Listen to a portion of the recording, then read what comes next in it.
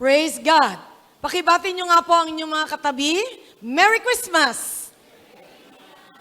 Maligayang Pasko to each and everyone. Napakasarap sapagkat sa bansang Pilipinas, tayo po ang may mahabang Pasko. Bakit po?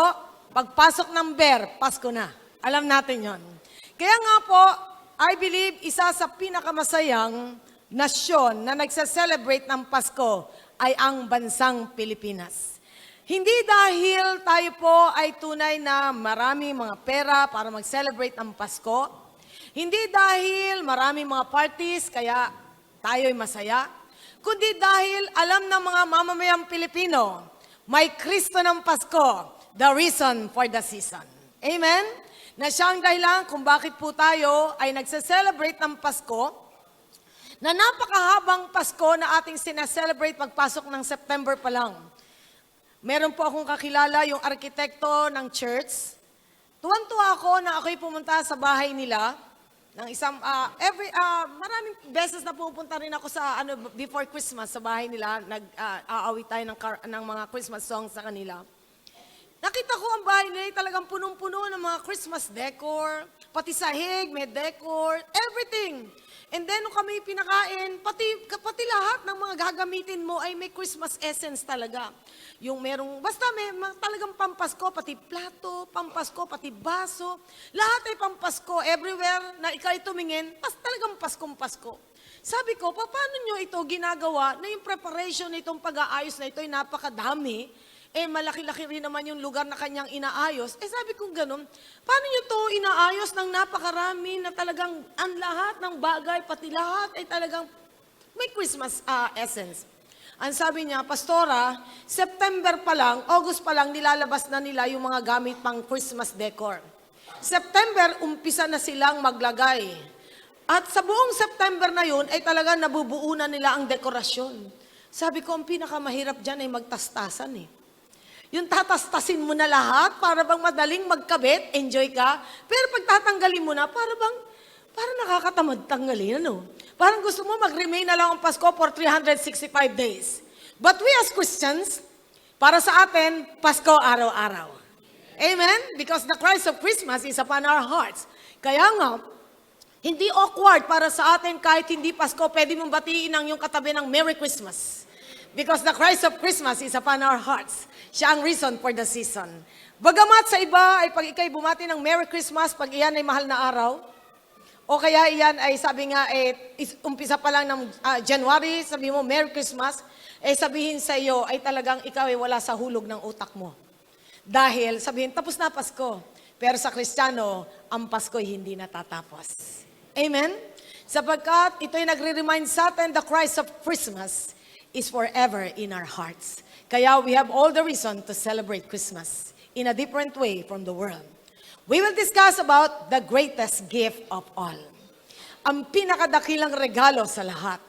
Lahat tayo, bata matanda, ay nakakatanggap ng regalo kapag Pasko. Totoo ba yan? Sino po dito ang nakatanggap ng regalo pag Pasko? Ha? At pakitaas nga ang kamay ng hindi nakatanggap ng regalo kahit minsan pag Pasko. Pakitaas lang ang kamay. Kasi plano natin yung hindi nakatanggap, bigyan ng regalo. Meron po ba? Meron po bang hindi nakatanggap ng gift pag Pasko dito? Meron po ba na hindi nakatanggap? Natetempt na iba yung magtaas ng kamay Ako kaya. Okay, pero alam po ba nyo? Obviously, ang Pasko ay gift-giving, di ba? Yung talagang nagbibigay ng regalo, na umpisa ng tradisyon na yan, nagbibigay ng regalo. Sapagkat ang pinagmulan ng nagbigay ng regalo sa atin ay walang iba, kundi ang ating Diyos. For God so loved the world, that He gave His only begotten Son, that whosoever believe in Him should not perish, but have eternal life. Yun ang tunay na sabi nga ay talagang kahulugan ng Pasko, that God Himself gave His only begotten Son para tayo ay tunay na magkaroon ng, sabi nga, ng kaligtasan. At ang tunay na kahulugan ng Pasko ay alam ng isang mananampalataya kung ano ang ibig sabihin ng Pasko. Can you consider Jesus Christ the greatest gift of all? na siya ang pinakadakilang regalo na tinanggap mo sa buhay mo. Can you consider Him the greatest gift of all? Are you willing this Christmas na hindi ka tatanggap ng regalo, basta si Kristo lang ang nasa puso mo? Bakit parang mahina?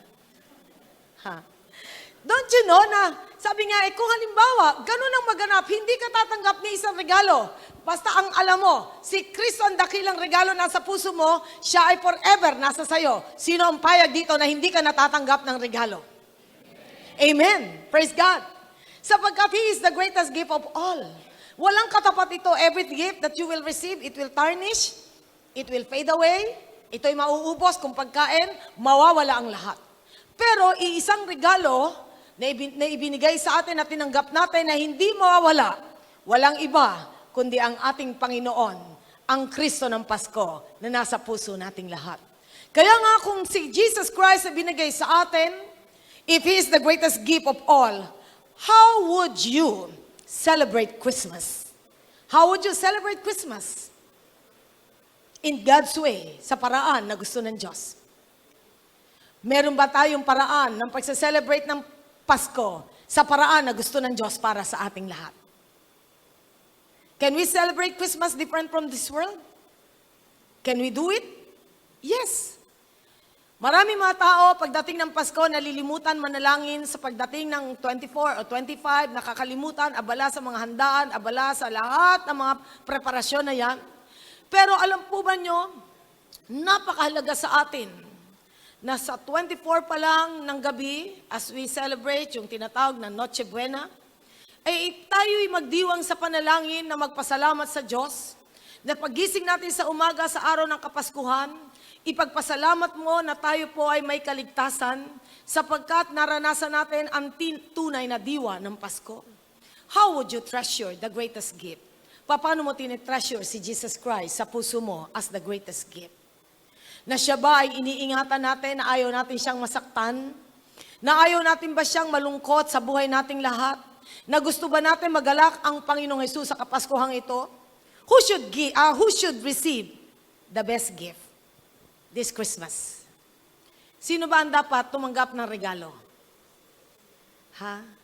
Ano ang regalo mo sa Panginoong Hesus? May iniisip ka na bang regalo para sa Panginoong Hesus?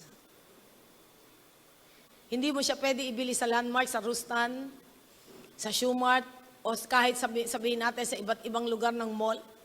Ano ang pwede mong ibigay na regalo sa Panginoong Hesus? Ano ang pwedeng magpasaya sa Panginoong Hesus? What would make heaven rejoice? Souls for Jesus. Kaya nga po, napakalaga sa Panginoong Hesus na tayo po ay mag-offer ng kaluluwa. Mamayang gabi, meron tayong evangelistic concert. I encourage everyone to please come back, bring souls for Jesus. Magdala po kayo ng kaluluwa sa Panginoong Hesus, sapagkat ito po ang tanging maibibigay natin, sapagkat God is treasuring soul in His heart. There is joy before the angels in heaven over one sinner who repents. How would you show Him that you value Him so much? Paano ipapakita sa Panginoon na pinapahalagahan mo siya ng todo-todo? Mahalaga ba siya sa buhay mo? Kung kayo ay nakatanggap ng isang mamahaling regalo, isang regalong gustong-gusto mo, yan ba ay binabaliwala mo o iniingatan mo? Iniingatan mo ba ang regalong tinanggap mo o binabaliwala mo? Iniingatan. Ngayon, nung tinanggap mo ang dakilang regalo ng Kapaskuhan sa Jesucristo, iniingatan ba natin siya sa puso nating lahat? Kinakailangan ingatan natin ang Panginoon sa puso nating lahat, sapagkat God is the greatest gift giver. Siya ang greatest gift giver natin na binigay niya sa atin ang pinakadakilang regalo ng Kapaskuhan, walang iba, ang kanyang bugtong na anak. All that He desires for all of us is to have the best life and the best future. Na tunay nga po, yun ang gusto ng Diyos para sa ating lahat. You have only one life. Iisa lang ang buhay nating lahat. It's up to you. Whether you will make your life meaningful, significant, valuable, right or wrong, happy or sad, blessed or broke, developed or destroyed, nasa sayo kung paano mo aayusin ang buhay mo. Sa Kapaskuhang ito, Napakalaga po na i-offer natin ang sarili natin sa Diyos, i-surrender natin na tayo po ay talagang i-offer natin ang buhay natin ng maayos sa harapan ng Panginoon sapagkat yun ang gusto ng Diyos for all of us. God has the best plan for all of us. Alam po natin yan. Kaya nga may Kapaskuhan sapagkat He has the best plan for all of us. Na kung saan kaya nga meron tayong John 3:16 na for God so loved the world that He gave His only begotten Son. And then sa Jeremiah 29:11, for I know the plans I have for you, says the Lord, plans to prosper you and not to harm you, to give you a future and a hope. Yun ang gusto ng Panginoon para sa ating lahat, and He is expecting that you and I will always go and flow and move with the perfect will and the perfect plan of God for all of us. Not to do our own way, na tayo po ay gustong subaybayan ng Panginoon. And this Christmas, I believe, the greatest gift na pwede mong ibigay sa Lord ay kaluluwa na dadalhin mo sa paanan ng Panginoon at ang puso mo muli mong italaga sa Diyos. Italaga mo sa Panginoon. Sapagkat ito po ang gusto ng Panginoon, ayaw niyang ma-miss mo ang kalooban niya sa buhay mo. You will miss many things in your life in stored for you by God kapag tayo po ay hindi sumentro sa kalooban ng Diyos sa buhay nating lahat. You will regret things sa mundong ito kapag hindi natin isinentro ang Panginoon sa buhay nating lahat. Sapagkat kapag ang Panginoon sinentro natin sa puso natin, yun po ang kahulugan na talagang gusto natin malugod ang Panginoon sa buhay nating lahat. Do you want to offer your heart to Jesus this Christmas? Nais mo bang i-offer ang buhay mo sa Panginoon this Christmas? Na ilalatag mo pa ang buhay mo sa altar ng Panginoon at sasabihin mo, take it Lord, this is yours. Sa iyo ang buhay ko. Sino po dito nagsasabi sa harapan ng Diyos ngayon, kay Jesus ang buhay nating lahat? Sa Panginoong Hesus ang lakas nating lahat. Sa Panginoong Hesus ang mga talento nating lahat. Sa Panginoong Hesus ang panahon nating lahat. Sa Panginoong Hesus ang mga treasure nating lahat. Sapagkat alam natin ang Panginoon ay deserving to receive the best gift from all of us. Sapagkat tayo pong lahat ay binigyan niya ng isang buhay na hindi basta ordinaryong buhay. He gave us an abundant life. Ito isang buhay na maayos, masagana, pinagpalang buhay because of Jesus Christ. And you must enjoy your life to the fullest, God's way. Sapagkat kapag Kapaskuhan, marami nag-e-enjoy ng buhay, the world's way. Paano? Pagkapasko, kitang-kita mo sa kalye, ang daming lasing. Ang daming mga talagang sabihin natin, mga talagang nag-e-enjoy sa mga pleasures of this world. Pero hindi nila alam ano ang ibig sabihin ng totoong Kapaskuhan, paano i-celebrate ang Kristo ng Pasko. Do you really want a joyful celebration? Napakasarap ba na tayo pong bansang Pilipinas ang may pinakamahabang Pasko at may pinakamasayang Pasko? Bakit parang hindi masaya Pasko nyo? Parang ganyan lang kayo. Tayo po bang bansa na ang bansang Pilipinas ang may pinakamahabang Pasko at pinakamasayang Pasko? Pansin niyo mga foreigner, marami pumunta sa bansang Pilipinas pag Pasko? Napapansin nyo?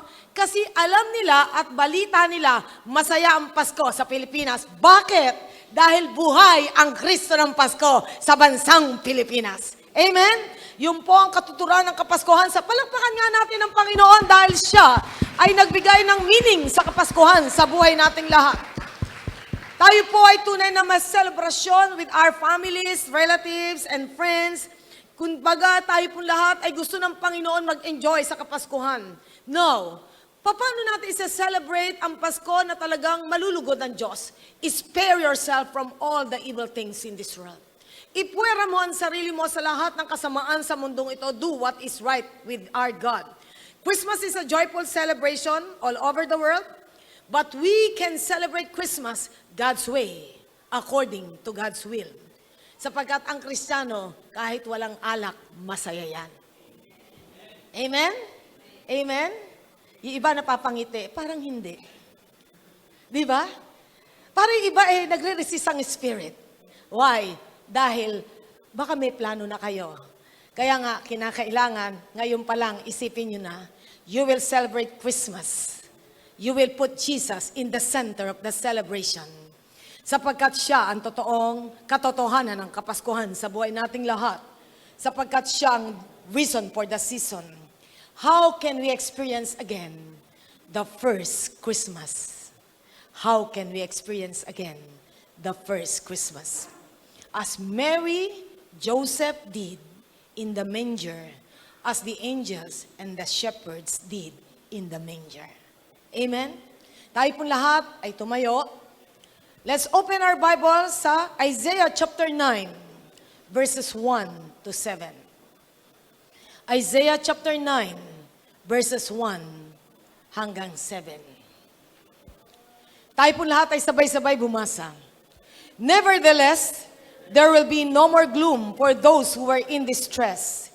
In the past, he humbled himself in the land of Zebulun and the land of Naphtali. But in the future, he will honor Galilee of the Gentiles by the way of the sea along the Jordan. The people walking in darkness have seen a great light.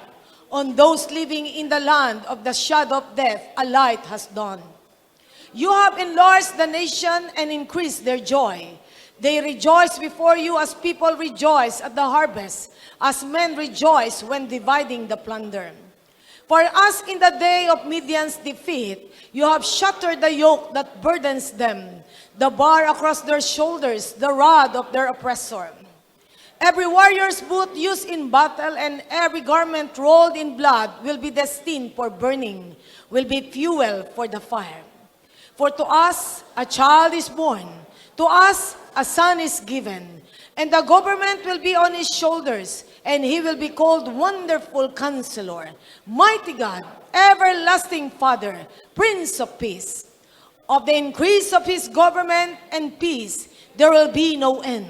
He will reign on David's throne and over his kingdom, establishing and upholding it with justice and righteousness from the time on and forever. The zeal of the Lord Almighty will accomplish this. Pagpalain ng Diyos ang kanyang mga salita. Mula sa aklat ni Isaiah, binanggit dito ang katotohanan na sabi nga ay tunay na ang Kapaskuhan ay sinesentro sa ating Panginoon Hesus kung paano siya kumakatagpo sa buhay ng bawat isa sa atin. Kaya ang sabi po dito, nevertheless, there will be no more gloom for those who are in distress. What a powerful good news we have. Never, sabi nga, there will never no more gloom for those who are in distress. Wala nang kalumbayan sa mga taong nanlulupaypay. Sino po dito ang nakaranas ka ng panlulupaypay sa mundo ito because of so much difficulties and problems? Meron po ba na nakaranas ng distress, yung gloom, naranasan nating lahat? Ha? Tayo po ba ay talagang nakaranas? Yes, naranasan natin ang mga bagay na yan. Kaya nga po tayong lahat ay talagang nakakaranas minsan ng kalungkutan. Sabi nga, there will never be gloom for those who are in distress. I remember, one December 23, I had a brother who died December 23. Yung mga pamangking ko, ng mga bata pa sila, tanong nila sa amin, Auntie, bakit ganon? Bakit kung kailan Pasko tsaka siya kinuha ng Panginoon? Bakit ganon, Auntie? Tapos lahat tayo malungkot na. Lahat tayo ay talagang, sabi nila, bakit lahat tayo ay talagang nalulungkot ngayon dahil nawala si Uncle Loloy? Sabi niya, bakit ganon, Auntie? Nung maliliit sila, hindi nila maintindihan ang mga sitwasyon. Kaya nga, sabi namin, talagang ganon ang buhay, kasama yon. Pero one thing is so sure, he is enjoying heaven in the presence of our God. Kaya nga dito po makikita natin, ang sabi nga dito, no more gloom for those who were in distress. Na napakalaga sa buhay nating lahat. Oo, ikaw ay may maaaring sa Kapaskuhan ay nagkakaroon ka ng problema. May mga sitwasyon, mayroong karamdaman sa loob ng pamilya. Pero isang bagay lang sinasabi sa atin ng Biblia, no more gloom to those who were in distress. Na kahit may kalumbayan sa panahon na yan, alam natin na ang Panginoong Hesus ay nangako sa atin, bubunutin niya ang kapigatian sa panahon ng Kapaskuhan sapagkat pinapaalala sa atin ng Diyos na meron tayong celebration na ito sapagkat inaalis niya at binubunot ang kalungkutan sa puso ng tao. This is a gift wrapped with life, no room for distress. Na ito ay isang regalo na binalot ng buhay na wala ng lugar o silid para sa distress. Ano nga ba ang ibig sabihin ng distress? Ang sabi ni Webster, suffering caused by pain. Yung sabi nga talagang paghihirap na dinadala ng mga nararamdaman mong pasakit, worry, illness, exhaustion. Sabi nga dito, the condition of being damaged or in danger of requiring help. Na ikaw ay talagang nai-endanger ka na you require help. Pero ang isang bagay lang, alam ng Panginoon, na patuloy that we can celebrate Christmas in another way, with all the pain, with all the agonies, with all the sorrows, with all the difficulties in life. Alam natin na tayo po ay tunay na may paraan para i-celebrate ang Christmas. I remember nung panahon ng Yolanda, nung nagkaroon ng matinding devastation sa Yolanda, 10,000 people ang namatay. Merong mga tao doon sa Tacloban na gusto pa rin nilang i-celebrate ang Christmas bagamat sila'y napaligiran ng mga patay all around them. Na talagang marami, walang pagkain, they were like, sabi nga, walking zombies doon sa Tacloban. Na halos talagang pati pagkain, iinumin ay nawala all over ng surrounding nila, amoy patay. Dahilan sa panahon na yun, December nangyari yung bagyong Yolanda. Pero may pinakita, pinicture sa TV, isang pamilya na may bata na ganyang kaliit, talagang namulot siya sa paligid, hindi ko malilimutan yung ginawa ng bata. Namulot siya sa paligid doon sa mga, sabi nga ay talagang inanod na mga bagay-bagay. Humanap siya ng something na merong connection sa Pasko. Nakahanap siya ng star, nakahanap siya ng mga decor na naiwan at ewan ko kung buhay pa yung may-ari noon. Pinulot niya, hinugasan niya. At sa isang maliit na parang isang lugar na parang meron siyang nakitang parang maliit na pwede niyang paglagyan na parang maliit na mga dahon-dahon, isinabit niya ang kanyang mga napulot. Kasi ang sabi niya, kasi ayaw po namin Pasko, wala man lang kaming maramdamang totoong Pasko. And you know what? Ito isang bagay na ipinapakita para sa Pilipino, mahalaga ang Pasko. Tayo ba lahat ay naniniwala sa ating mga Pilipino, mahalaga ang Kapaskuhan? Mahalaga? Hindi dahil sa handa, hindi dahil sa mga bagong bagay sa buhay nating lahat, kundi dahil kaya ito'y mahalaga. We are celebrating the Christ of Christmas, the reason for the season. We know yung sinasabi ng Bible sa ating lahat, no more gloom to those who were in distress. Na kahit nakaranas tayo ng iba't ibang kalungkutan sa mga panahon na yan, pero alam natin, binunot ng Diyos ang mga kalungkutan sa puso natin sapagkat ang Kristo ng Pasko ang totoong kagalakan na sumasa ating lahat. Na ito ang inawit ng mga anghel na joy to the world, the Lord has come, let earth receive the King.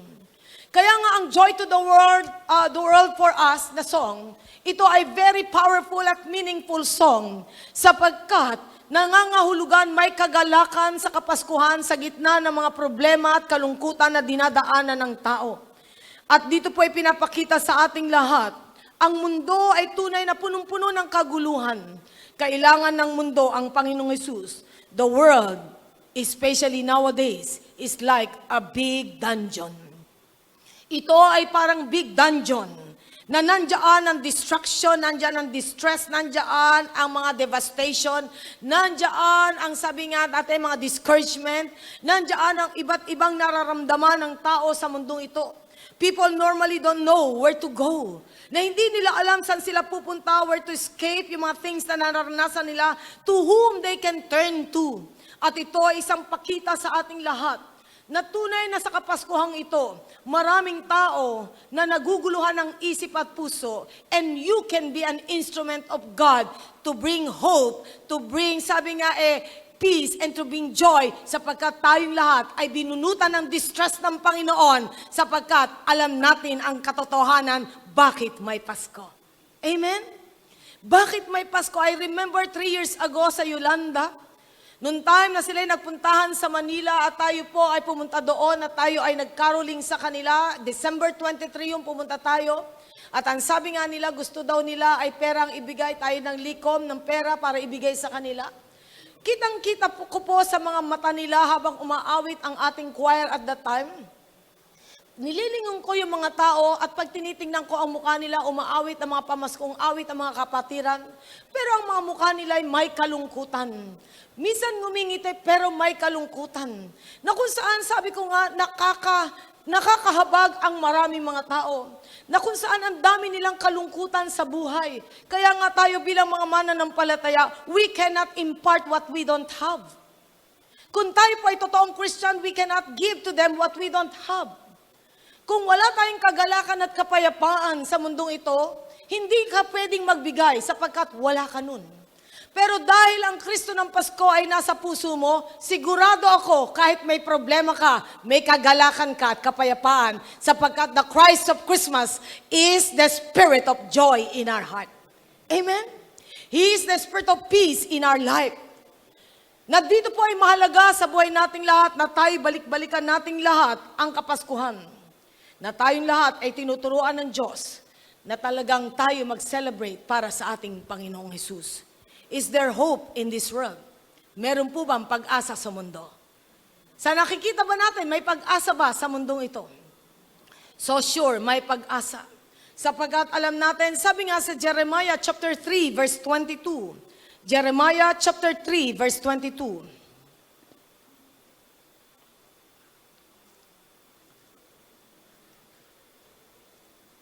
Okay. Sige po, basahin natin. Okay. Jeremiah 3:22, basahin natin lahat. Return, faithless people, I will cure you of backsliding. Yes, we will come to you, for you are the Lord our God. Ang pinakamalungkot na buhay ng isang mananampalataya, kahit kapaskuhan, ay kapag ikaw ay nagbabackslide. Kapag hindi mo ginagawa ang kalooban ng Diyos sa buhay mo at may nagagawa kang hindi tama sa harapan ng Diyos, you started to backslide with our God. Pero the Lord is inviting us, return to our God this Christmas. Kung ano man ang pagkukulang mo in the past, kung ano man ang nagawa mo sa Panginoon in the past days, the past weeks, the past months, the past year, return to your God and He will cure you of your backsliding. I remember si Johnny Erickson Tada. Noong panahon na kabataan siya, at the age of 18 years old, nagkaroon siya ng matinding, tragic thing sa buhay niya. Siya ay magaling na swimmer. One day, siya ay nag-swim. At nung kanyang pag-dive, hindi niya nakontrol ang sarili niya. Bumagsak siya na talagang gumalabog ang ulo niya at nawasak ang kanyang spine. At mula doon sa lugar ng swimming pool, siya ay tinakbo sa ospital. At habang doon siya ay tinatakbo, naramdaman niya, it was a major, sabi nga ay talagang problem ang nangyari sa kanya. Naalala ko yung book ni Johnny Erickson Tada, habang papunta siya sa ospital, nire-recite niya ang Psalm 23, The Lord is my shepherd, I shall not be in want. Noong time na siya ay tina-travel papunta doon sa ospital, siya ay patuloy na kinausap ng Diyos sapagkat siya ay mananampalataya, pero ang buhay niya ay ginugol niya ng husto sa maraming bagay sa mundo. At sa panahon na yon, nangyari ang hindi niya inaasahan mula sa panahon na nadisgrasya si Johnny Erickson, siya ay naging quadriplegic. Mula dito sa neck, pababa, paralyzed ang katawan ni Johnny Erickson. Pero doon sa kanyang hospital bed, doon siya kinausap ng Diyos, return to your God. Balikan mo ang Diyos. Yung loved ones niya na nag-alaga sa kanya, bandang huli, napagod unti-unting nawala ang dating pagkikare sa kanya. At yung boyfriend niyang mahal na mahal siya, nung una, matyaga, magdamag, inaalagaan siya, pero bandang huli, unti-unti siyang nawala hanggang ang iniwanan na lang sa kanya isang aso na makakasama niya. Binigyan siya ng puppy para kasama niya. At completely nawala. Ano ang ibig sabihin dito? Ang lahat ng bagay ay mawawala sa buhay ng tao. Pero isang bagay lang ang maiiwan sa atin ay ang Panginoong Hesus. Amen? Siya lang ang maiiwan sa atin lahat. At salamat si Johnny Erickson, yung kanyang therapist na si Mr. Tada. Yun ang talagang nagtyaga mag-therapy sa kanya, naging napangasawa ni Johnny Erickson. At nung nakita ko si Johnny Erickson sa Pilipinas, sa PICC, na magsasalita siya, I was really so blessed sapagkat the light of Christmas is upon her face. Bagamat siya ay nasa wheelchair, pero kitang-kita mo yung liwanag dahil nakita niya ang Kristo ng Pasko, hindi siya iniwanan. Siya ay naging sikat sa Amerika, not because siya ay naging quadriplegic. Naging sikat siya dahil discover niya, she can draw and paint through sa kanyang ngipin na hinahawakan niya ang pencil sa pamamagitan ng kanyang ngipin at nagdo-drawing siya sa pamamagitan ni... Nung siya ay hindi na disgrasya, hindi niya alam na marunong palang mag-drawing siya sa pamamagitan ng kanyang ngipin. Siguro marunong siya mag-draw sa pamamagitan ng kamay, pero because of helplessness and hopelessness, gumawa ng paraan ng Diyos na may-discover na she can hold the pencil through her mouth at doon nagdo-drawing siya. At alam ba ninyo kung sino ang bumibili ng mga paintings niya that sustains her? Pati ang presidente ng Amerika bumibili ng paintings niya.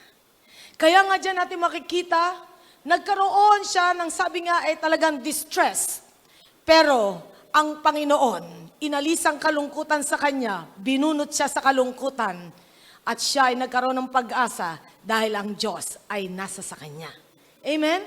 Kaya nga God will cure us of all the backsliding.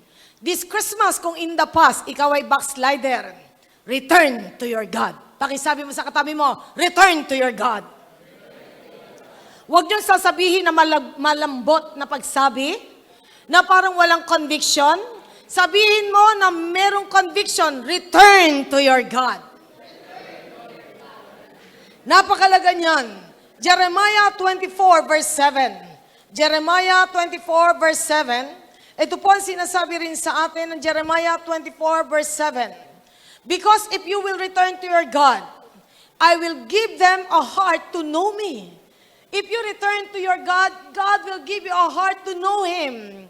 That I am the Lord. They will be my people and I will be their God. For they will return to me with all their heart. Makikilala mo ng higit ang Diyos. Sapagkat if you will return to your God with all your heart. Sabi ng kanta, what can I give you this Christmas? Ano ang pwede mo ibigay sa Panginoon this Christmas? Son, according sa Proverbs, give me your heart, says God. Anak, ibigay mo sa akin ang puso mo. Will you give your heart to Jesus? Sino po dito ang handang ibigay ang puso sa Diyos? Minsan yung iba, binigay ang puso sa girlfriend. Binigay ang puso sa boyfriend. Ibinigay ang puso sa mga bagay na pangmundo. Pagkatapos, ikaw ay nabibigo, sino kaya ang binabalikan mo? Sino ang binabalikan mo? Na hindi ka iiwanan kailan pa man? Diyos. Kasi sa Diyos, siya lang yung may forever eh. Amen? Halata ko yung merong kabiguan eh. Kaya nga dyan natin makikita na napakalaga sa buhay nating lahat. Siya lang talaga ang may forever sa buhay nating lahat. Bad things may turn into real healing. Kahit na merong mga nagaganap, sabi nga sa buhay nating lahat, it will turn into great healing.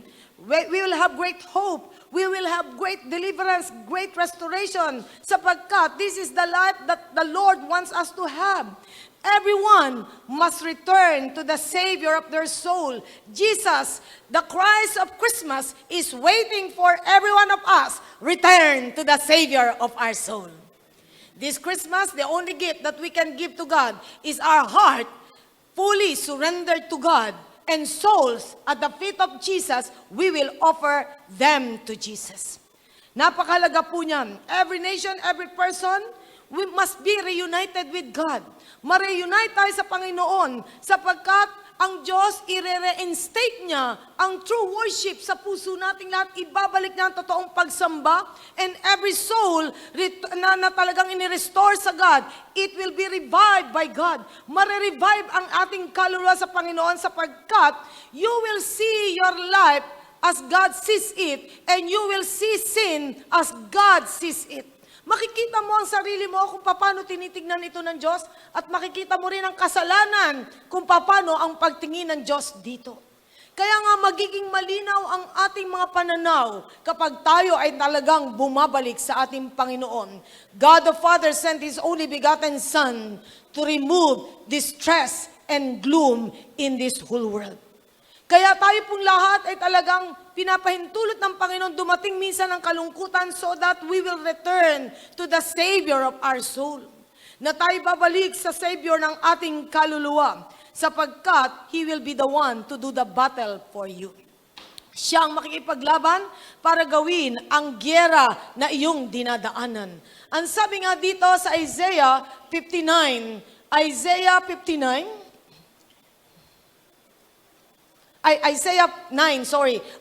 9 verse 5. Isaiah 9 verse 5. Every warrior's booth used in the battle and every garment rolled in blood will be destined for burning, will be fuel for the fire. Ang sabi po diyan, ang panyapak ng mandirigma, ang kasuotang tigmak ng dugo ay susunugin. Natatapusin ng Panginoon ang mga distress, yung mga gloom na dinadaanan ng tao, at mapapansin mo ang Panginoon ay tutulungan ka, makaalis ka sa gyera ng buhay. Sapagkat ang Diyos ay isang makapangyarihang Panginoon nating lahat. You can relax and be still because God is with us. That is the reason why Jesus came. Matthew 1, 21 and 23. Matthew 1, 21 and 23. Ang sabi po diyan sa Matthew 1, 21. Okay? Okay, basahin po natin sabay-sabay. She will give birth to a son, and you are to give him the name Jesus, because he will save his people from their sins. 23. The virgin will be with child and will give birth to a son, and they will call him Emmanuel, which means God with us. Ang Diyos ay sumasa atin. Are you happy? God is with us? Sumasa atin ba ang Diyos? Kasama natin ang Panginoon? Na ito po ay isang katotohanan, we can celebrate Christmas in God's way sapagkat Emmanuel is with us. Jesus saves us. Tayo niligtas ng ating Panginoon. Kaya nga, kung merong pinakamasayang tao sa mundong ito to celebrate Christmas is none other than Christians. Christians. Bakit? Sapagkat sumasa atin ang pinagmumulan ng kagalakan. Maaring sa Kapaskuhan ito, merong problemang dinadaanan ka, pero isang bagay lang, still, we can celebrate Christmas with joy in our heart sapagkat ang Panginoong Hesus ay dumating upang iligtas tayo not only sa kalungkutan, but also sa eternal death and distress sa buhay nating lahat. Only one person can walk with us through this stress and dark valley ng buhay natin. Walang iba kundi ang ating Panginoon to bring us safely to the other side of life. Tayo tatawid sa 2017 Sasamahan tayo ng Panginoon. Before this year ends, alam natin, sinamahan tayo ng Panginoon for 365 days na ginawa ng Panginoon sa atin sa 2016, sinamahan tayo ng Panginoon. Bagamat marami tayo naranasang kalungkutan for 2016, marami kang problemang dinaanan. Sino dito ang may mga kalungkutan sa 2016? Naranasan niyo ba ang iba't ibang problema sa 2016? Sino dito ang dumaan sa problema sa 2016? Pero ang sabi nga, aalis ka sa 2016 na dala-dala mo ang kagalakan ng Panginoon sapagkat the Christ of Christmas is upon our heart. Joy to the world, the Lord has come. Amen. Kaya nga wag natin sabihin na may malas na taon para sa'yo. Walang malas na taon para sa ating lahat. Because every year is the year of the Lord's favor for all of us. Sasalubungin natin ang next year with another perspective na ang Diyos ay kikilos sa buhay nating lahat. Sapagkat kung meron mang kalungkutan tayong dinaanan, tayo po ay talagang inaalis ng Panginoon sa kalungkutan. Sabi nga dito, no more gloom for those who were in distress. That is the reason why we can celebrate Christmas. In our gloom and despair, many times we fear our sorrows and troubles will never end. Na minsan iniisip mo hindi matatapos ang iyong mga pagsubok. But be assured that God will end every trouble, any distress, any problem that we have for 2016. May gagawin ang Diyos. Pakisabi mo sa katabi mo, may gagawin ang Diyos. Isaiah 33 verse 6. Isaiah 33 verse 6. Ang sabi po dyan sa Isaiah 33, verse 6, napakasarap na alalahanin, ang Panginoong Jesus natin ay kumakatagpo sa buhay nating lahat. Let's read together. He will be the sure foundation for your times, a rich store of salvation and wisdom and knowledge. The fear of the Lord is the key to this treasure. Did you discover the treasure? May susi ka na ba? Ano ang sabi dito? The Lord is the key. Nasa sayo na ba ang susi? Knowing that the Lord is the key for this treasure, nasa sayo na ba ang Kristo ng Pasko? Amen. Kaya nga, He will be the sure foundation. Hindi ka mayayanig sa mga problemang iyan.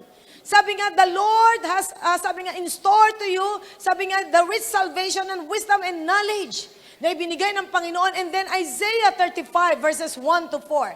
Isaiah 35 verses 1 to 4. Isaiah 35 verses 1 to 4. Napaganda po yung sinasabi sa Isaiah 35, 1 to 4. Okay? Let's read together. Isaiah 35, 1 to 4. Let's read. Joy of the Redeemed, ang title sa Bible ko. The desert and the parched land will be glad. The wilderness will rejoice and blossom. Like the crocus, it will burst into bloom. It will rejoice greatly and shout for joy. The glory of Lebanon will be given to it, the splendor of Carmel and Sharon. They will see the glory of the Lord, the splendor of our God.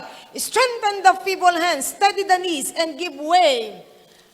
Say to those with fearful hearts, be strong. Do not fear. Your God will come. He will come with vengeance, with divine retribution. He will come to save you. Amen. Kaya nga, the joy of the redeemed is true to all of us. Sapagkat God will strengthen us and we will experience glory and gladness in the midst of the wilderness and desert of your life. You will get out from that desert and wilderness victorious because the Redeemer is upon us, holding our hands and telling you, come, my son, I have redeemed you, and you will get out from your problem joyful because He is the joy of this world. Amen? Napakalaga sa buhay nating lahat ng yan na tayo po'y patuloy na magalak sa ating Panginoon. Many in this world are just living, pero they have no life at all. Maraming mga tao nabubuhay lang, pero wala silang totoong buhay. Paano nila ginugugol ang Kapaskuhan para sila ay parang magbuhay-buhayan lang? Sa mga disco, sa mga kung saan-saan lugar, magiinuman, mga nightlife, yun ang pantakip nila para sila ay magkunwaring buhay-buhayan. Pero sa totoo, patay ang kanilang kaluluwa. Kaya nga ano ang sinasabi na Ezekiel chapter 37, verses 1 to 3, na ito ang katatayuan ng maraming mga tao na tunay na kailangan nila ang Kristo ng Pasko. Ang sabi dito, in this world, there are so much dry bones in this world. Basahin po nating lahat. The hand of the Lord was upon me, and He brought me out by the Spirit of the Lord, and set me in the middle of the valley. It was full of bones. He led me back and forth among them, and I saw a great many bones on the floor of the valley, bones that were very dry. He asked me, Son of man, can these bones live? Oh, I said, Oh, sovereign Lord, you know, you alone know. Ikaw lang, Panginoon. Then, sabi niya dito sa verse 4, Then He said to me, Prophesy to these bones and say to them, Dry bones, hear the word of the Lord. The world has so many dry bones. Let them hear the word of the Lord. Kaya nga dito po makikita natin, we can only tell to the world, Joy to the Lord has come. We will preach the word of God to them because these dry bones needs to hear the word of the Lord. These dry bones will arise and have life because the word of God is so powerful. And this Christmas, let the word of God be proclaimed to these dry bones in the world. Kaya nga po'y mahalaga, mamayang gabi meron tayo evangelistic concert. Bring your friends na alam mo na dry bones sila. Bring your loved ones na alam mo na kailangan nilang salvation so that they will know the Christ of Christmas. Sapagkat alam natin, ito po ay panahon na napakaraming tuyong buto ngayon. Christ is the giver of life. He is the way, the truth, and the life. And He will help us. Tutulungan tayo ng Panginoon. Si Satan, siya ay taker of life. Talagang taga-alis ng buhay. Taga-alis ng buhay si Satanas. Yun lang ang trabaho niya. Jesus came to give us life and have it more abundantly. Si Satanas ay dumating upang magnakaw, pumatay at manira. Yun lang ang gagawin ng kaaway sa mundong ito. Kaya nga patuloy na hayaan natin the giver of life, Jesus Christ, our God, must be in the center of this celebration. I encourage you, church, this Christmas, kung meron man pupunta sa bahay nyo, bigyan nyo ng mga babasahin tungkol sa Panginoon, the tracts na binibigay natin. Nasabihin natin, ito yung isang regalo na napakaganda na tatanggapin ng bawat pupunta sa bahay nyo. Sapagkat ito po ang tunay na kahulugan ng Pasko. Prophesy to these dry bones that will visit your house and tell them there is hope in Jesus. No more distress to those who are in gloom because Christ is the reason for the season. Amen? Siya ang dahilan kung bakit may Kapaskuhan. It is eternal. God's life is eternal, overflowing. Yung mercy niya, forgiveness niya, yung kanyang grace, yung peace, yung guidance niya. Kaya nga tayong lahat, let's go back to the manger. What do you expect to see in that manger 2,000 years ago? Ano in-expect nyo makita sa manger? Is it a beautiful place? Maganda bang lugar ito? Kung kayo bibigyan ng pagkakataon matulog ng isang araw, isang gabi sa manger, papayag ka.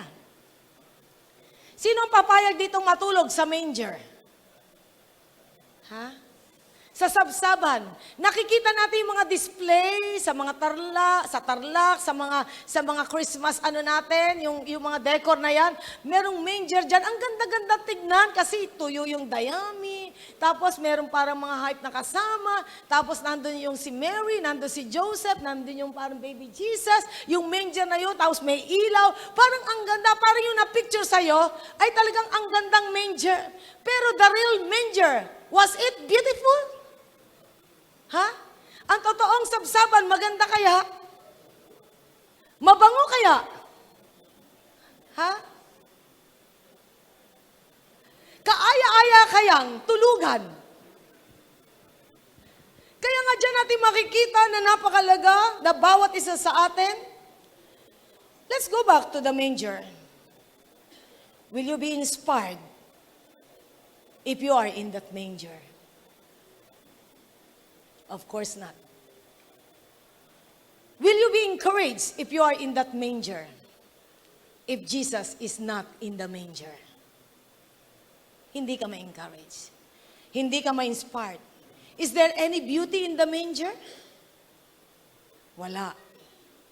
Kung wala ang Panginoon, the manger is just like the picture of this world. Ang sabsaban ay larawan ng mundong ito. Maraming karumihan, maraming kabahuan, maraming problema, full of dirt, full of darkness, full of distress, full of disorder. But Jesus was born in the manger. Kaya nga, kahit in that manger, the angels sang because Christ is the, sabi nga, the Savior of this world. Dito po ipinapakita sa buhay nating lahat, ang mundo'y katulad ng isang malaking sabsaban, punong-puno ng kadiliman, punong-puno ng devastation, punong-puno ng karumihan, distress. Kaya nga alisin mo ang Panginoong Hesus sa mundo. Kamusta ang mundo natin? Kamusta ang mundo kung wala ang Panginoong Hesus? Napakagandang mundo ba ito? Punong-puno ng kalungkutan ng mundong ito kung wala ang Panginoong Hesus, full of disorder, distress, devastation, dirt, darkness. But salamat sapagkat kung ang manger ay pinipicture sa atin ang mundo at ang Panginoong Hesus ay nasa gitna ng manger, nagkaroon ng pag-asa ang tao because in this world, Jesus is in the center. Amen? Ang Panginoong Hesus ay nasa sentro. Kaya tayong lahat ay binigyan ng pag-asa ng Panginoon. Na tayong lahat ay nakatanggap that the greatest gift of all, we have life in Jesus, and now we have life in the Spirit. No more distress, no more devastation, no more darkness, no more discouragement, because the Christ of Christmas is upon your heart. Yang taong katabi mo, kung meron mang kabiguan, sabihin mo, Christ is in you. Napakalaga na tayong lahat ay tunay na merong Kristo sa ating lahat. Na tayong lahat ay tunay na binigyan ng Panginoon ng buhay. And this Christ, ang sabi nga sa Isaiah, balikan natin sa verse 2, the people walking in darkness have seen a great light, and those living in the land of the shadow of death, a light has dawned. You have enlarged the nation and increased their joy. They rejoice before you as people rejoice at the harvest, as men rejoicing when dividing the plunder.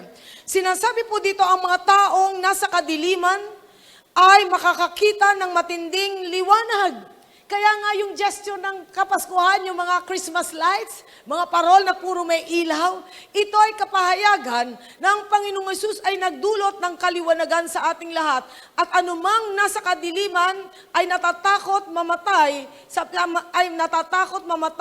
nga, at anumang nasa kadiliman na natatakot mamatay ay maliliwanagan. Di ba? Anumang nasa kadiliman na natatakot mamatay ay naliliwanagan. Kaya nga salamat, sapagkat ang Panginoong Hesus ay hindi lamang liwanag sa darkness, liwanag sa devastation, distress, discouragement ng buhay. Even He is the light, even to death. Siya ang kaliwanagan kahit sa kamatayan. Even though I walk through the shadow of valley of death, I will fear no evil, for Thou art with me. Napakasarap na katotohanan, and this gift, a gift wrapped, binalot ng liwanag, wrapped with light, no room for darkness. Itong regalo ng Kapaskuhan, binalot ng kaliwanagan, loob at labas ay may liwanag, kaya nga wala ng kadiliman. To those who are in Christ, no more darkness for you. Amen? Ang lahat ng nakay Kristo, wala ng kadiliman sa iyo. Sinong tao ang nakasumpong ka na ng liwanag, gugustuhin mo pa ang dilim? Sino po kayang taong matino, nakasumpong ka na ng liwanag, gugustuhin mo pang bumalik sa dilim? Meron kaya? Sino na po dito ang nakasumpong ng liwanag? Ha?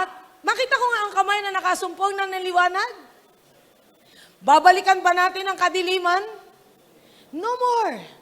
Sapagkat dito po pinapakita, sabi, the people walking in darkness, in the past, we have walked in darkness. Nabuhay tayo sa kadiliman. Nawalan tayo ng, sabi nga, ng hope. Naging helpless tayo in this darkened world. But we have seen the light, sapagkat the Christ of Christmas revealed Himself to us. Nakakilala tayo sa Panginoon. Kaya nga, ang iyong pag-celebrate ng Christmas before ay kaiba sa celebration ng Christmas ngayon sapagkat natagpuan mo na ang totoong liwanag ng Kapaskuhan na ito ay tunay na nagbigay sa atin ng pag-asa sa mundong ito. And this gift was wrapped with light and no room for darkness. This is the real world na tinitira ng tao, filled with darkness. Ano ang sabi ng John chapter 3 verse 19? John chapter 3 verse 19? John chapter 3 verse 19. Okay, nandiyan na po tayo. John chapter 3 verse 19. This is the verdict. Let's read together. This is the verdict. Light has come into the world, but men love darkness instead of light because their deeds were evil. Bagamat ang Panginoong Hesus ay dumating na 2,000 years ago, dumating na ang liwanag para sa mundo. Pero kamusta? Ano ang pinili ng tao? Pinili ba ng tao ang Diyos o pinili pa rin ng tao ang kadiliman? Pinipili pa rin ng taong kadiliman. Kaya ang sabi dito, light has come into the world. He came 2,000 years ago. But men love darkness. Pakisabi mo sa katabi mo, hindi yan totoo sa atin. Hindi natin gusto ang dilim instead of light because their deeds were evil. Kaya nga hindi mo na gusto ang kadiliman sapagkat gusto mo na ang mabubuting gawa, hindi ang mga bagay na mali sa ating lahat. Kaya tayo bilang mga mananampalataya, nag-iba tayo ng takbo ng buhay. At tandaan po natin, the greater the darkness, the greater His light shines. The greater the darkness, the greater His light shines. Na habang dumidilim ang mundo, padilim ng padilim ang mundo, grabing kadiliman ng mundo ngayon. Mismo ang Biblia nagsabi na sa Isaiah 60, Arise, shine, for your light has come, and the glory of the Lord has risen upon you. Arise, shine. Na kung saan dito po, sobrang madilim na ang mundo ngayon. Pag nakikita mo ang mga news ngayon all over the world, maaawa ka sa tao. Maaawa ka sa mga tao ngayon na nabubuhay sa kadiliman. Kaya nga tayo po bilang sa atin ng Panginoon, tayo po ay tumayo na may liwanag. The shadow of death is roaming around, all around the world. Sabi nga, ang anino ng kamatayan ay gumagala sa buong mundo. Kailan lang?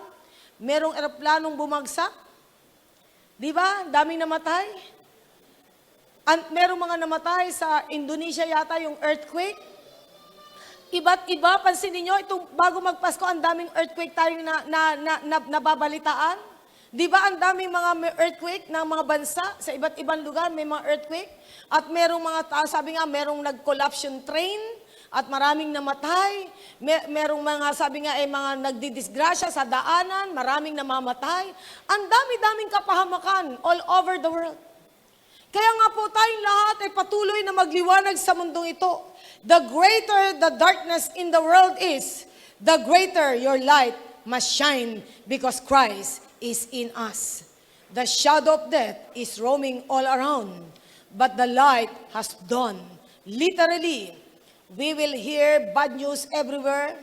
We will see mga devastation, distress everywhere. And people will be filled with terror of darkness. But God has brought the great light in this world through His Son, Jesus Christ. Isaiah 58 verse 8, ano po ang sinasabi diyan? Isaiah 58 verse 8. Isaiah 58 verse 8. Isaiah 58 verse 8. Then, lahat po tayo bumasa. Then your light will break forth like the dawn, and your healing will quickly appear. Then your righteousness will go before you, and the glory of the Lord will be your rear guard. Wow! Ang kaluwalhatian ng Diyos ay tunay na makikita sa buhay nating lahat. Can you, sabi nga, look at your neighbor kung nandyan ang kaluwalhatian ng Diyos? Ha? Nandyan ba ang kaluwalhatian ng Diyos sa kanya? Nasisilayan mo ba ang kaluwalhatian ng Diyos? Alam po ba nyo ang taong sumasawsaw sa mundo? Ito po isang gauge to.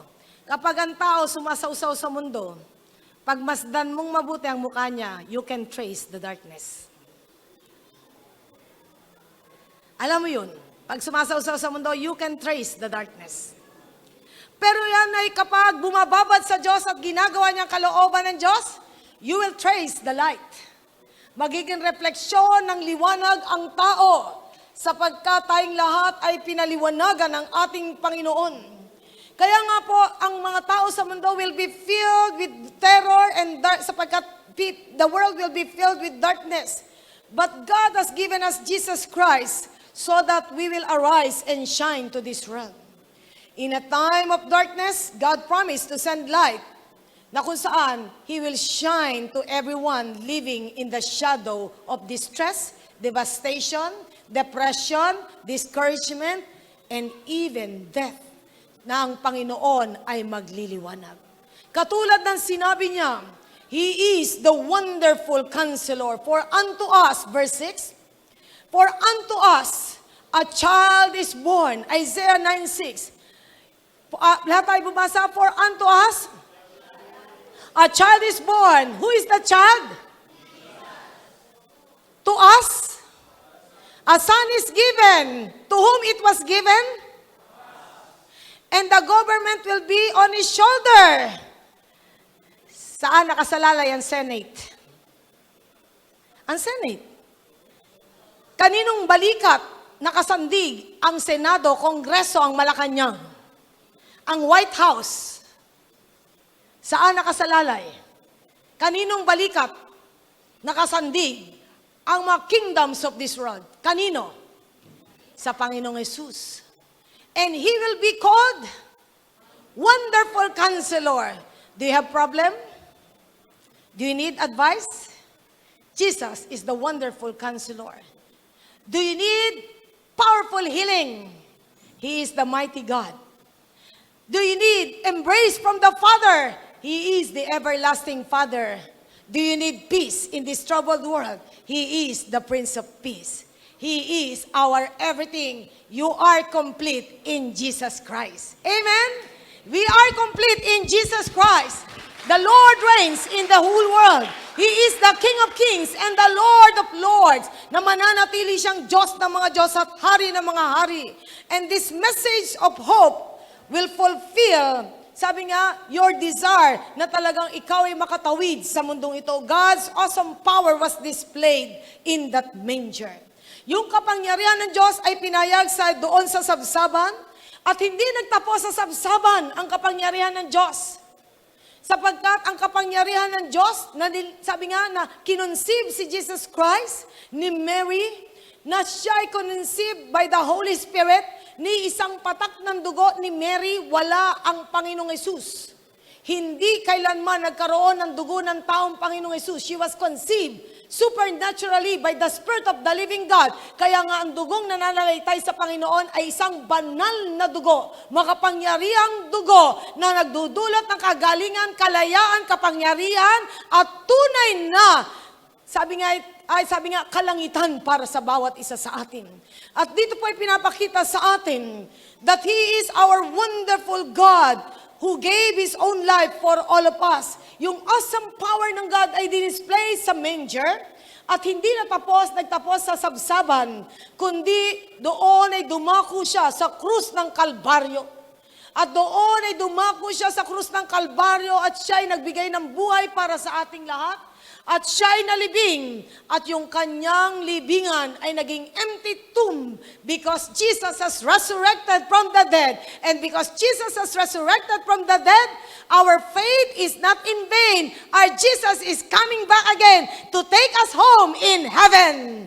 Amen? Na tayo'y may langit na tinitingala. He gave us everything that we need in this world. God has given us the powerful light to our path na tayong lahat ay talagang itatawid ng Panginoon. We all need the light every day, every moment. Let the light of Christmas be our light. Nahayaan natin ang liwanag ng Christmas, ng Kristo ng Pasko ay maging liwanag natin because the light of Jesus is unfailing, unchanging, unstoppable sa buhay nating lahat. The greater the darkness is, the greater His light will shine to all of us. 2 Samuel 22 verse 29. 2 Samuel 22 verse 29. And sabi nga po dyan, 2 Samuel 22 verse 29, babasahin natin. You are my lamp, O Lord. The Lord turns my darkness into light. Sino po dito ang nasa kadiliman? Before. Nabuhay sa kadiliman. Pakitaas nga ang kamay na nasa dilim. Ha? Lahat po ba tayo naniniwala? Lahat tayo galing sa dilim? Kaya nga sabi nga ganon, tayo po ay sabi nga, tayo ginawa, you are a royal priesthood, a holy nation, na tayo inalis ng Diyos from darkness into light sa 1 Peter 2:9. And then sabi nga, Jesus is the lamp of our life. He turns our darkness into light. Kaya nga ang Kristiyano, nagliliwanag ang mukha. Yun ang katotohanan. Nagliliwanag ang mukha ng Kristiyano. Yun po ang makikita mo sa mukha ng Kristiyano nagliliwanag. Pag yan ay nasa kasalanan, sigurado ako, magdidilim ulit yan. Blackout ulit yan. Kaya nga napakalaga sa buhay natin lahat, magliwanag tayo araw-araw. Because the light of Christ is unfailing, unchanging, unstoppable sa buhay natin lahat. Psalm 104, 1-2. Awit 104, 1-2. Awit 104, 1-2. Okay. Awit 104, 1-2. Basahin po natin sabay-sabay. Praise the Lord, O my soul. O Lord my God, you are very great. You are clothed with splendor and majesty. He wraps himself in light as with a garment. He stretches out the heavens like a tent. Saan binalot ng Panginoon ang kanyang sarili? Light. Binalot ng Panginoon ang kanyang sarili ng liwanag. Siya'y tanglaw nating lahat. Kaya nga this gift was wrapped in light. Kaya nga, we will never walk in darkness anymore. Ang totoong Kristiyano, ayaw mo na sa dilim. Hindi ka na makikita sa mga nightlife na alam mong mali para sa iyo. Hindi na rin mambababae yung mga lalaking may asawa. At hindi na rin, sabi nga natin, na talagang, sabi nga talagang pupunta sa kadiliman. Ang mga tunay na mananampalataya. I doubt kapag gusto mo pa ang kadiliman kapag natagpuan mo na ang liwanag. Napakahalaga niyan sa buhay nating lahat. Kaya nga, sabi diyan, He wraps Himself in light as a garment, He stretches out the heavens like a tent. Na dito po ipinapakita sa atin, this psalm is a poetic summary of God's creation of the world. Poetic summary ito ng creation ng God sa mundo. Di ba, on the first day ng kinreate ng God, in the beginning, God, sabi nga, said, let there be light. Full of darkness ang mundo, kaya ang unang ginawa ng God is light. This was a prophetic gesture. Nang talagang ang mundo'y punong-puno ng kadiliman, ang unang ginawa ng Diyos ay liwanag. Nagliwanag ang mundo. Nung nagkasala ang mundo, ipinadala ang Kristo ng kaliwanagan. Jesus is the light of this world. Kaya nga po, napakalaga ito. Na tayo po ay binigyan ng kaliwanagan ng ating Panginoon. God is an awesome creator, magnificent Savior, miraculous deliverer. He is the light of this world, and this light is imparted to us. You can bring light in this world because you are a child of the living God. Amen? Pag anak ka na ng Diyos, sigurado, magliliwanag ka. And His light shines powerfully to the whole world. And this world will be filled with His glorious light. Darkness will naturally flee. The Messiah has come. Christ reigns all over the earth. He is the gift wrapped in light, sent from heaven above. Everyone who comes to His light will no longer desire to live in darkness. Pag totoo ang salvation mo, hindi ka napupunta sa kadiliman. Sapagkat yun ang sinasabi ng John chapter 3 verse 20 to 21. John chapter 3, 20 to 21. John chapter 3, 20 to 21. Ang sabi po dyan sa John chapter 3, 20 to 21. Okay. Everyone, okay? Basahin natin. Everyone who does evil hates the light and will not come into the light for fear that his deeds will be exposed. But whoever lives by the truth comes into the light, so that it may be seen plainly that what he has done has been done through God. Ito po yung napatunayan ko. Nang merong akong kakilala na oppressed ng evil spirit, ayaw niyang pupuntahan siya ng Kristiyano. At nung kami minsan pumunta sa bahay nila, biglang nagtago. Pumasok. Sapagkat ayaw niyang ma-expose yung kadiliman sa puso niya. Kaya nga, isang gauge pag pastor ka, pag may mga mananampalataya sa loob ng church, umiiwas sa'yo. Yun. Alam mo na, may involvement sa darkness. Kaya nga, napakalaga sa buhay nating lahat. Whoever lives in the truth comes into the light. Kapag nabubuhay tayo sa katotohanan, lumalapit ka sa liwanag. Hindi mo aayawan ang kaliwanagan. Don't be surprised when people are threatened by your light. Huwag tayong magugulat kapag ang tao'y takot sa liwanag mo. They don't want their lives to be exposed by God's light in your life. Hindi nila gusto ma-expose ito sapagkat takot sila sa liwanag na nasa sayo na ma-expose. But you, Christians, continue to shine and let the light of Christ be seen in us. Amen? Silipin mo ang mukha ng katabi mo kung may liwanag pa rin siya. Ha? Kamusta na yan? Maliwanag pa rin ba? Maliwanag pa rin ba yan? Hindi ba meron tayong minsan salita? Di ba meron tayong salita? Alam mo, pansin ko, ang dilim ng mukha mo ngayon. Kaya pala. Di ba? Ganun, ano? Di ba pag ang isang tao may involvement mali, dumidilim pati mukha? Di ba? Nagre-reflect yan eh. Kahit yan ay maglutatayon, didilim pa rin yan. Kitang-kita mo, may dilim pa rin siya. Kaya nga dyan natin makikita na talagang masisilayan ang kadiliman. Kaya nga, sabi nga sa Matthew chapter 5:16, let your light so shine before men that they may see your good works and glorify your Father who is in heaven. And lastly, Isaiah 9, sa huli, ang sabi po dito, Isaiah 9, verse 3, you have enlarged the nation and increased their joy. They rejoice before you as people rejoice at the harvest, as men rejoice when dividing the plunder. For in the day of Midian's defeat, you have shattered the yoke that burdens them, the bar across their shoulders, the rod of their oppressors. Malaking kagalakan ang buhay ng taong nasa presensya ng Diyos. Malaking kagalakan sa buhay ng tao na ikaw ay naglalagi sa presensya ng Diyos.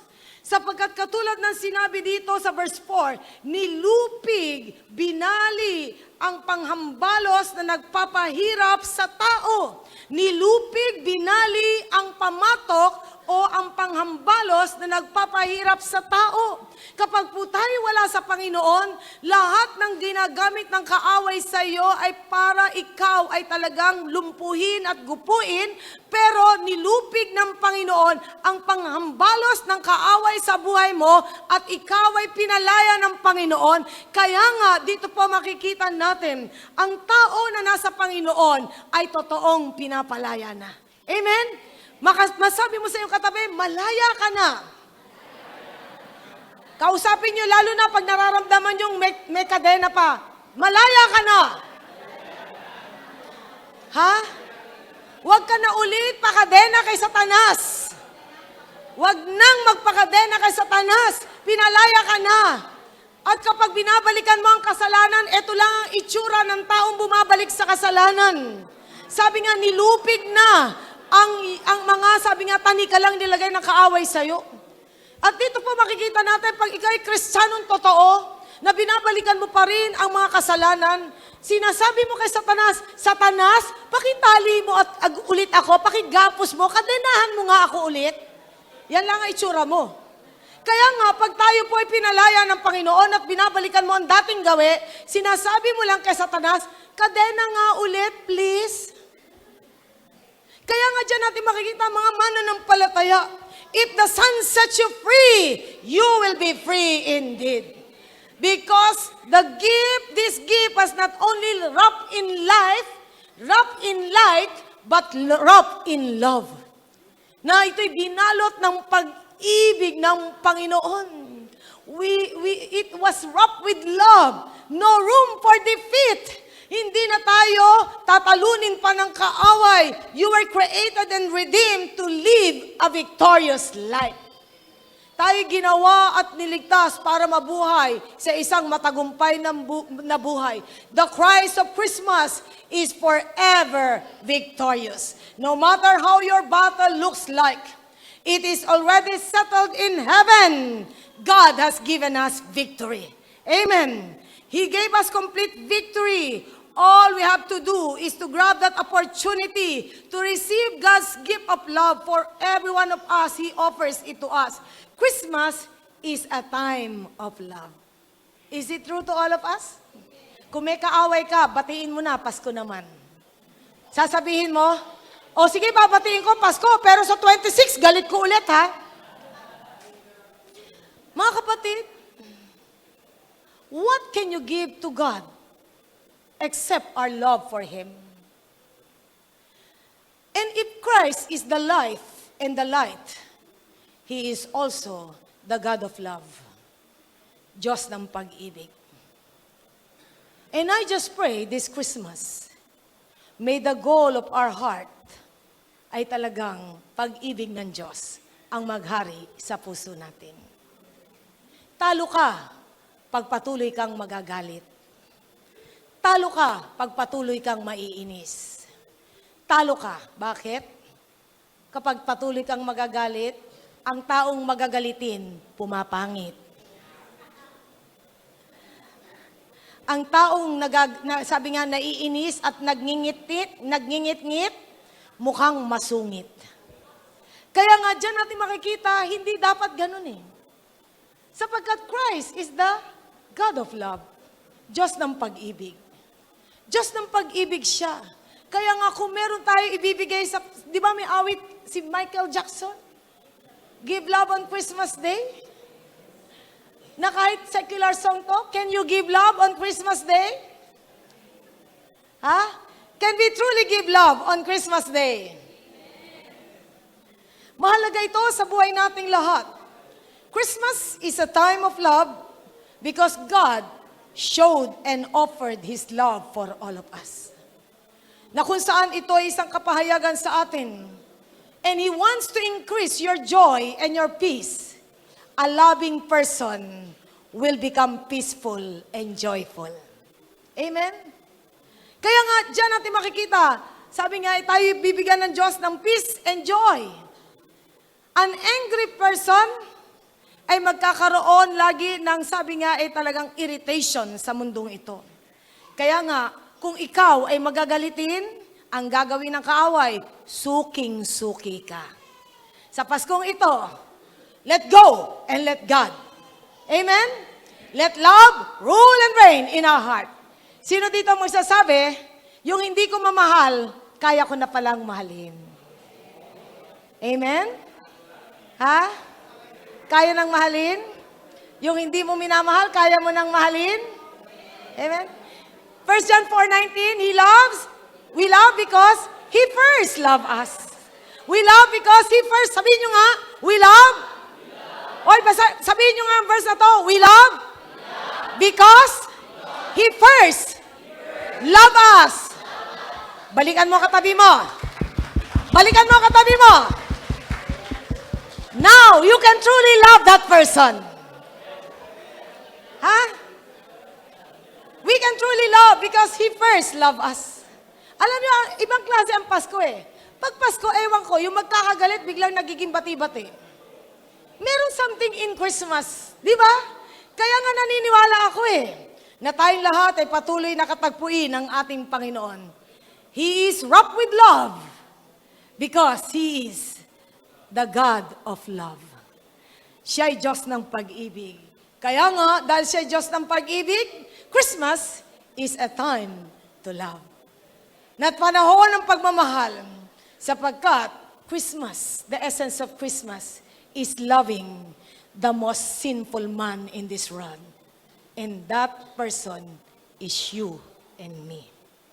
Ikaw at ako ang tinutukoy ng Bibliang makasalanan na minahal ng Diyos. minahal tayo ng ating Panginoon.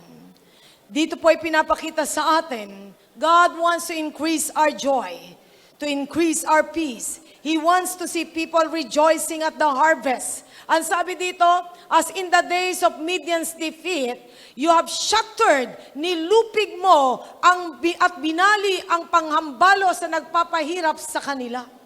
Na dito po ay pinapakita sa atin, ang pag-ibig ay mag-aalis ng lahat ng pamatok sa puso ng tao.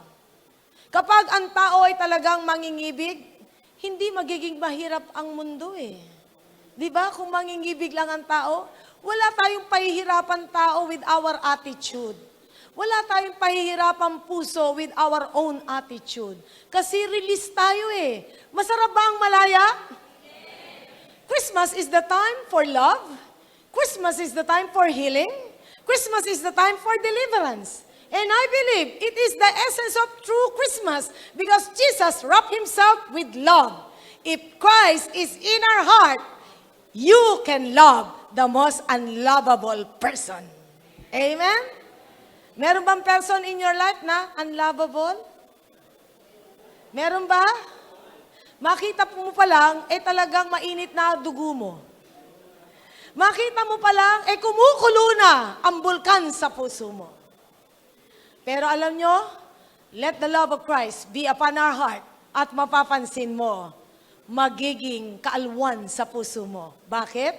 Magiging totoo ang kagalakan sa puso nating lahat. Amen? Project natin, ha? Salamat sa tatlo. Project natin, ha? We will love the lovable and even the unlovable. Pakitaas na ang kamay natin lahat. Project natin lahat to, ha? Taas natin ng mga kamay natin. Kung yung katabi mo ay mahirap magtaas ng kamay, hawakan nyo, tulungan nyo. Like Aaron and Hur to Moses. Sabihin natin, uy, lahat tayo ha, we will do a gesture. Lord Jesus, we will love the lovable as well as the unlovable. As you have loved me, as unlovable to you, you love me in spite of. Lord Jesus, let the love of Christmas be upon my heart because you are the God of love. In Jesus' name, amen. Amen. Amen. Amen. O asahan mo, susubukan ka.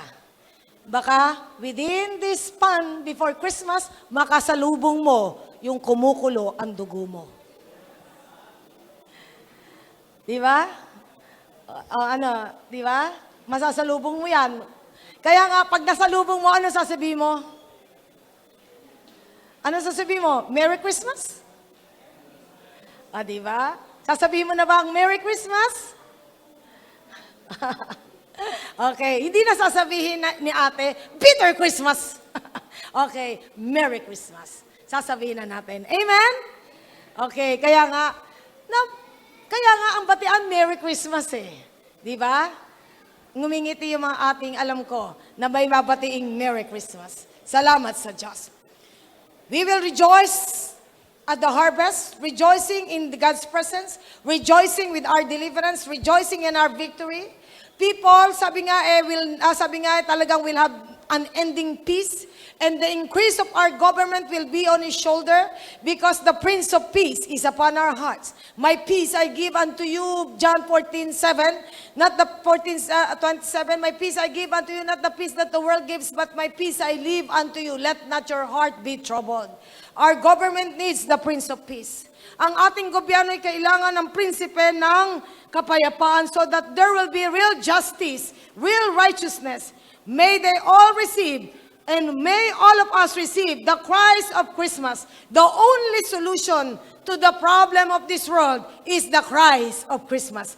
The best gift is the Christ of Christmas. He is the answer to this troubled world, to this unpeaceful world, to this angry world, because the Christ of Christmas is the Prince of Peace. Amen. He is the ultimate need of every one of us. He is our completeness. Nothing can satisfy our hearts except our Lord Jesus Christ. He is the source of our joy, the source of our peace, the source of light, the source of love in our heart. All we want for Christmas is Jesus. Is this true to all of us? All we want is Jesus. Every home needs Jesus. Every heart needs Jesus. Every city needs Jesus. Every nation needs Jesus. Everywhere we needs Jesus. And the most beautiful name of all is none other than Jesus. The most wonderful name, the most powerful name is Jesus. Why we celebrate this day, this Christmas? Because the Christ of Christmas is the reason for the season. Fill our hearts with Christ, so that the joy and peace of Christ will be upon our hearts. Joy to the world, the Lord has come. Let earth receive the King. Amen? Napakalaga ba ng kagalakan ng Kapaskuhan sa buhay nating lahat? Pakisabi mo sa iyong katabi, kahit wala kang pera, masaya ka. Yung iba hindi nagsasalita kasi may pera eh. Yan, di ba? Okay. O tapos sabihin mo rin sa katabi mo ng mga single, kahit wala kang boyfriend o girlfriend, masaya ka pa rin. At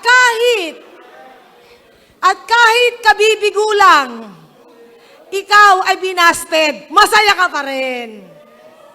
Okay? Dahil ang Kristo ng Pasko ay nasa buhay nating lahat. Amen! Kaya nga, salamat, ang Panginoon ay kumpleto sa buhay nating lahat. Can you enjoy Christmas? He is the joy of Christmas. Tayo po lahat ay tumayo. The Christ of Christmas is wrapped with life, with light, and with love. No more darkness, no more distress, and no more death in you, because the Christ of Christmas is upon our life. Kaya tayong lahat ay patuloy, no more defeat sa buhay nating lahat sapagkat ang Kristo ng Pasko ay sumasa ating lahat. Amen. Napakasarap i-celebrate ang Pasko kapag tayo ay na kay Kristo. Amen? Ang itsura mo ba'y mukhang Pasko? O mukhang Todos los Santos? Okay, mukhang mahal na araw. Okay? Tapos nang ipako si Jesus Christ, nag-resurrect na siya. Kaya nga, hindi na pang mahal na araw ang iyong Pasko.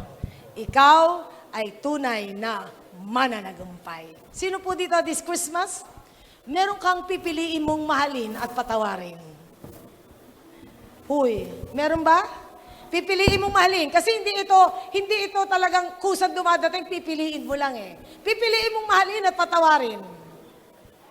Meron po ba? Pakitaas nga ang kamay na merong pipiliing mahalin at pipiliing patawarin.